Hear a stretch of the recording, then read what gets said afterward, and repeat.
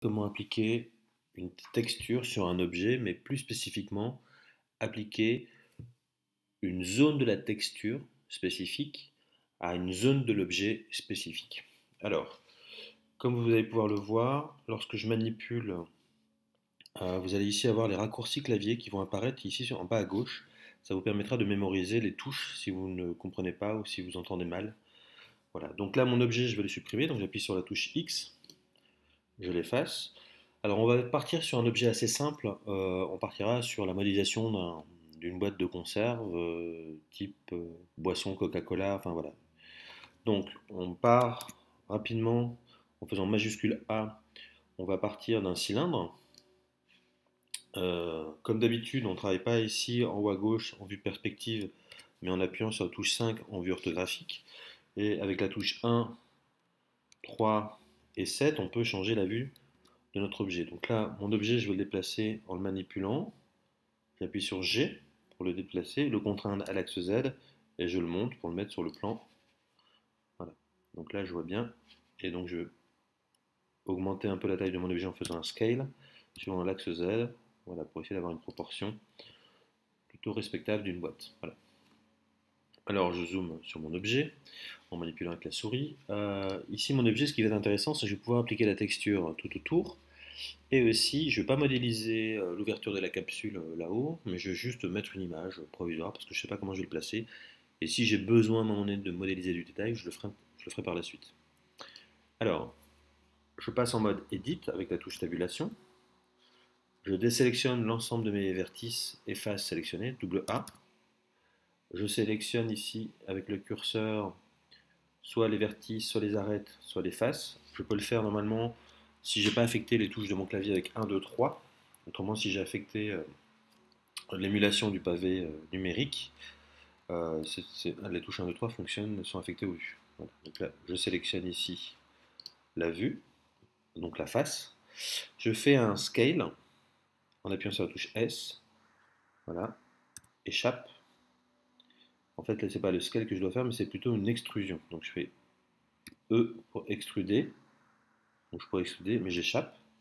Et là, derrière ça, je fais un scale pour justement revenir légèrement vers l'intérieur et pouvoir avoir ici un petit rebord qui se crée. Donc je ne touche pas cette arête et c'est pour ça qu'on a fait une extrusion pour laisser l'arête primaire avant. Et là, on revient vers l'intérieur et là, je refais une extrusion suivant l'axe Z et je redescends.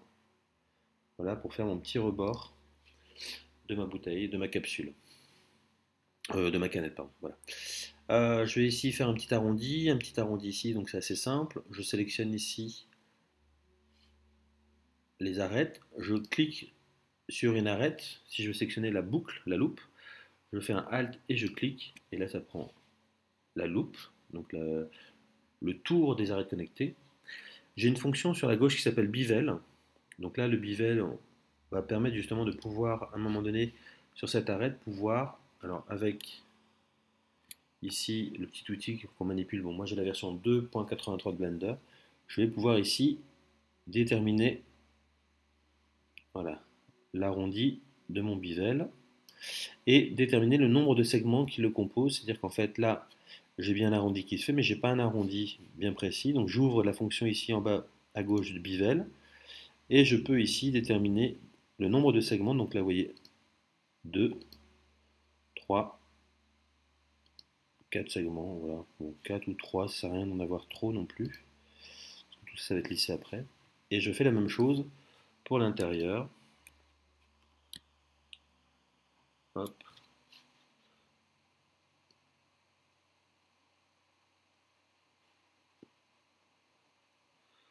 Donc, là.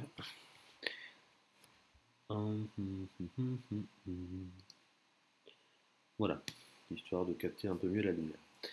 Alors là, ce qui m'intéresse, c'est que je vais pouvoir à un moment déterminer ce qui va être de l'ordre de l'étiquette. Euh, alors, si vous vous souvenez bien, une capsule, il y a un côté un peu inox et il y a la partie imprimée.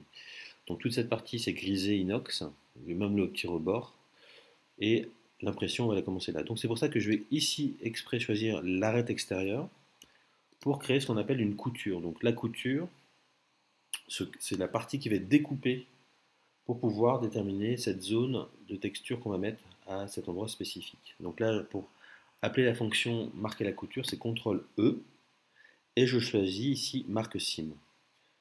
Donc là, on voit qu'ici, on a bien la couture qui a été créée, et je vais pouvoir faire la même chose avec le bas. Donc là, je me déplace, et ici, petite rotation, et je vais marquer ici l'arête. Voilà, CTRL E, marque sim, et donc j'ai bien cette partie-là qui va se détacher de l'ensemble. Alors, je peux reprendre une petite sélection si je veux pas agir sur... Voilà. Celle-ci s'en va, celle-ci s'en va, mais ici c'est toujours consolidé. Donc je vais devoir ici créer une arête de coupure. Donc en sélectionnant simplement cette arête, je n'ai pas nécessairement besoin de couper ici pour que ça fasse... voilà, je vais peut-être le garder en cercle. Donc je sélectionne juste cette arête, je marque la couture. Voilà, donc j'ai bien ici une ouverture qui va s'ouvrir pour aplanir les vertices, les arêtes, les faces, pour pouvoir correspondre à une image 2D de ma texture. Alors, faites bien attention ici parce qu'on est dans Blender, on a plusieurs possibilités de vue. On a ici le mode solide dans le viewport. On a ici le mode avec les textures et le mode rendu avec la lumière et les ombres. Donc, si je reste dans ce mode exprès et que je choisis d'appliquer sur mon objet une texture, donc je vais ici appliquer une texture. Donc on a ce qu'on appelle des slots pour pouvoir mettre ici plusieurs textures. Donc je vais pouvoir ici mettre une texture, deux textures, trois textures et pouvoir assigner en cliquant suivant la texture où je suis aux faces. Donc moi pour l'instant je crée simplement une nouvelle texture. Donc le fait de créer une nouvelle texture, ça me crée un slot. Donc cette texture est appliquée à l'ensemble de mon objet. Simplement là je ne le vois pas. Donc par défaut c'est une couleur gris. Moi je ne veux pas appliquer une couleur grise, je veux appliquer une image. Donc je ne clique pas sur la couleur, je clique sur le petit point et là j'ai plusieurs types de textures et je vais pouvoir ici appliquer une image texture que je vais aller chercher. Donc en cliquant, si elle existait déjà, si elle était chargée, elle apparaîtrait ici dans la liste. Elle n'a jamais été chargée, donc ce fichier là, parce que ce fichier est nouveau. Je vais ici aller chercher ma texture sur mon bureau que j'ai préalablement téléchargé. Voilà. Alors, je ne vois pas la texture, j'ai un preview qui est ici, lorsque j'ouvre ici, voilà, j'ai un preview qui est l'application de la texture, le fait de mettre la texture sur une sphère, sur un plan, sur un cube, voilà, c'est des projections de texture. Alors là, on voit bien qu'on a le haut, on a le bas et on a la texture, donc c'est ce que je vais déterminer, c'est-à-dire que ces faces-ci, je vais les appliquer ici, l'ensemble ici, je vais l'appliquer ici, et le bas en dessous, je vais l'appliquer sur cette partie-là. Je ne vois pas directement la texture dans mon viewport parce que c'est pour limiter les ressources de travail. Donc là, je vois ici en bas que je suis simplement sur 50 mégas, fichier très léger en mémoire, ça occupe la mémoire. Il y a très peu de cylindres, très peu d'arêtes, très peu de faces. Si je demande un preview, je m'aperçois qu'il applique la texture, mais il l'applique mal. Il ne sait pas comment l'appliquer, c'est-à-dire qu'en fait, là, il a pris l'image, il l'a appliqué au cylindre, mais il n'a pas tenu compte de peut-être la nature de mon objet pour l'appliquer. Alors heureusement, Blender, suivant des objets très simples, peut très vite comprendre l'objet et essayer d'appliquer. C'est là où on a un mode qui existe. Ici, là-haut, on a le layout, modeling, sculpting. On a le mode UV editing. Donc le UV editing, ça va nous permettre justement de nous retrouver ici sur la gauche avec l'image préchargée. Donc l'image qu'on a déjà chargée dans la texture va apparaître ici si on en a plusieurs. Donc on clique ici dans la liste. Donc c'est bien cette image dont je parle que je souhaite appliquer à cet objet. Donc là, cet objet-là, lorsque je clique sur l'ensemble de l'objet, on s'aperçoit, donc j'ai simplement fait un A pour sélectionner toutes les faces de mon objet, et en fait il fait la projection, et c'est là où on s'aperçoit qu'on a un cercle ici, un autre cercle, et on a ici l'image. Donc en fait on doit faire une inversion, une rotation de tout ça pour pouvoir bien placer ici. Donc pour vous montrer rapidement, c'est que si je prends ça, je vais faire une sélection avec un B, voilà. Si je prends ces faces, alors j'ai pas le dépliage parce qu'il n'a pas pris l'arrêt du haut, je vais juste faire un CTRL+, voilà. Là, à partir du moment où il prend bien les vertices du haut, je m'aperçois qu'en fait ces faces-là correspondent à cette partie-là, et il a pris aussi la face là. Donc, j'annule tout, je vais demander manuellement le dépliage. Donc, alors, pour demander le dépliage, on appuie sur A pour tout sélectionner. Je vais réactiver en fait les captures écran des touches. Donc ça c'est bon, c'est visible. Voilà, on voit que ça apparaît ici. Alors, si j'appuie pour faire le dépliage, c'est la touche U, UV Map. Donc j'appuie sur la touche U. J'ai le menu UV Mapping, donc ça va être tous les modes de dépliage. Il existe des modes de dépliage manuels avec les coutures, ou suivant la projection. Si c'est un cube, hop, vous voyez là il me projette comme si c'était un cube. Si c'est un cylindre, là il me projette comme si c'était un cylindre, donc on voit à côté ce qui se passe. Une sphère, donc là voilà. Si je lui demande de faire une projection par rapport à la vue, donc il garde cette vue là, il fait une projection, donc là on retrouve un peu l'objet. Moi tout ça, ces modes de projection ne m'intéressent pas, donc j'annule tout. Donc là en annulant tout, il fait une projection des faces sur l'ensemble de mon image. Moi ce que je vais faire, c'est juste une projection, un dépliage, qu'on appelle un dépliage, par rapport à mon objet. Donc, le haut, la couture, il coupe, et le bas. Et c'est là où on se retrouve avec le haut et le bas. Donc là, je m'aperçois, comme j'ai plusieurs vertices, ça correspond à ces vertices-là. Donc ça, c'est le haut, ça, c'est le bas. Donc je vais pouvoir comme ça manipuler. Donc je prends un vertice, je fais CTRL plus pour sélectionner les faces, les arêtes connectées. Je fais un G pour déplacer et je viens le placer sur la partie qui m'intéresse. Donc moi, c'est cette partie-là. Je fais un petit scale pour essayer d'agrandir la taille de l'image. Un petit G pour le repositionner. Un petit scale avec la touche S. Voilà, on va dire que ça correspond bien. Je prends le bas.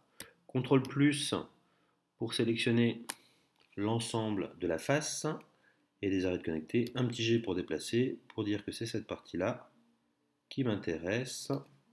Un petit S pour agrandir. Donc tous les raccourcis clavier qui existent dans le viewport de modeling fonctionnent aussi dans le viewport pour les textures. Alors là, je sélectionne le vertice, CTRL plus pour sélectionner tous les vertices connectés. Voilà. Alors je vais faire une rotation par rapport à un angle, donc je fais R 90. Voilà. Je fais un petit G, donc je valide. Je fais un petit G pour déplacer, donc valider en cliquant. Et là, je m'aperçois qu'en plaçant l'image, je vais faire exprès de laisser comme ça pour couper, pour vous montrer ici le rendu. Donc là, si je lui demande montre-moi un peu à quoi ça ressemble, on voit en fait ici que sur l'objet, ici, il applique bien la texture, mais c'est coupé ici. Pourquoi c'est coupé? Parce qu'on s'aperçoit que l'arête ici, du C, elle grignote trop. Donc en fait, cette arête-là doit se retrouver là, cette arête-là doit se trouver là. Et c'est là où vous allez comprendre très simplement qu'en faisant un scale, je peux agir sur la partie, la zone qu'il prend. Donc là, on s'aperçoit qu'en fait, il prend très peu de choses, mais il vient agrandir ici parce qu'en fait, ce texte-là occupe 4 faces, 4 arêtes, et c'est ces 4 arêtes-là. Si je fais un scale, voilà. Alors, je vais essayer le G pour manipuler. Voilà, je suis plus ou moins bien. Et je vais prendre les arêtes du haut, donc double sélection, double désélection en cliquant sur le A. Je fais un B pour faire une zone de sélection pour prendre que les arêtes du haut. Je fais un GZ. Alors là, le GZ ne marche pas, mais si je fais un G, pardon, G majuscule, ça avance pas par pas. Je fais la même chose en bas. Et vous voyez que là, comme j'avais laissé sélectionner, donc je désélectionne. Je fais un B pour sélectionner le bas. Hop, je fais un G pour déplacer les vertices. Si j'appuie sur CTRL, hop, c'est aimanté, vous voyez. Donc là, je peux comme ça avancer pas à pas. Et je clique. Et là, je me retrouve bien avec l'image du haut, qui correspond à ça. Le petit rebord. Alors, ce qui se passe, c'est qu'on a une inversion du texte. C'est-à-dire que ça, c'est le bas, ça, c'est le haut, donc on a l'inscription. Donc là, pas de problème. CTRL plus pour sélectionner cette partie-là.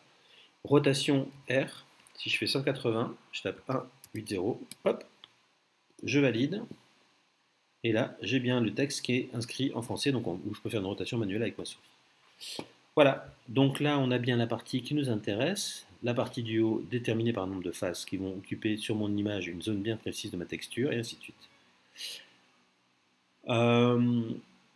Je peux faire ça aussi avec la possibilité ici de pouvoir déterminer non pas une texture, mais deux textures, mais surtout de pouvoir désigner des faces. C'est-à-dire qu'en fait, par exemple, ces parties-là, ces faces ici, j'aurais pu l'appliquer, l'assigner à une autre image. Une autre image. Donc ne prendre qu'une seule partie des faces et ici, assigner à une autre image le contenu.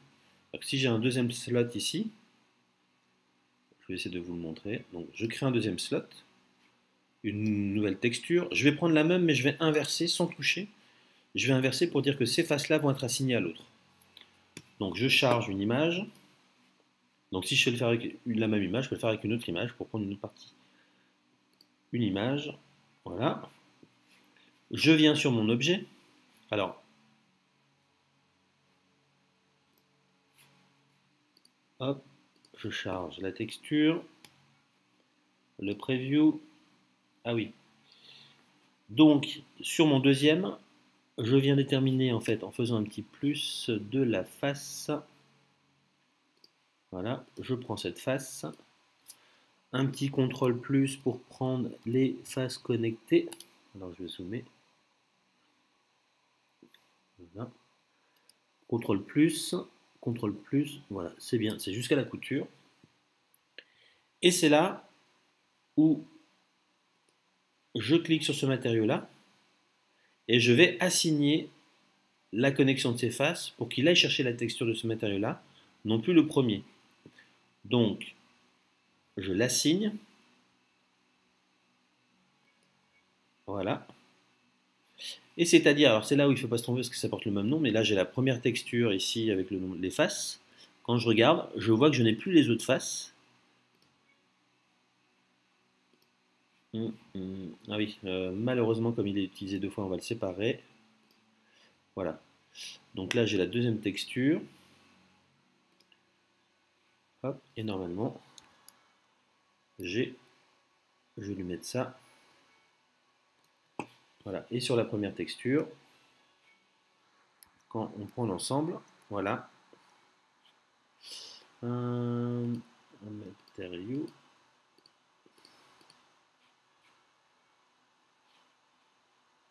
Ouais, c'est peut-être pas évident, mais bon. On va pouvoir comme ça déterminer le nombre de matériaux avec les faces qui sont assignées. Donc sur cet objet,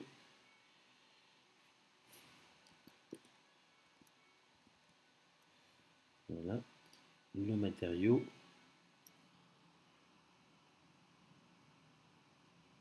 On va assigner,